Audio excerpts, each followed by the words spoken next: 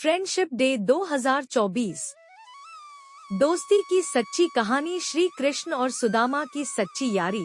दो मुट्ठी चावल के लिए दिए दो लोग। जाने फ्रेंडशिप डे ने केवल आज के समय से लोग इसे मान और मना रहे हैं, बल्कि इसे हमारे देवी देवताओं ने भी माना है। इसी दोस्ती की मिसाल है श्री कृष्ण और सुदामा की दोस्ती।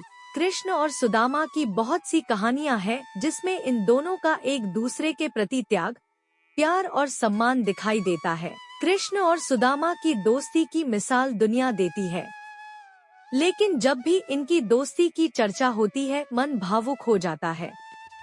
एक बार गुरुकुल में शिक्षा पूरी करने के बाद कृष्ण और सुदामा अपने अपने घरों में वापस चले गए।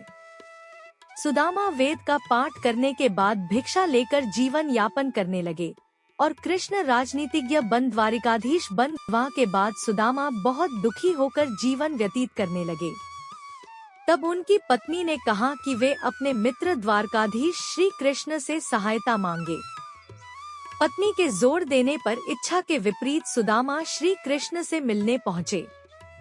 जब कृष्ण को अपने मित्र के आगमन का समाचार मिला तो वे नंगे पांव दौड़कर द्वार पर उन्हें लेने आए। सुदामा की दीन अवस्था देखकर श्री कृष्ण इतने भावुक हो गए कि उनके आंसुओं के जल से ही सुदामा के चरण भूलने लगे।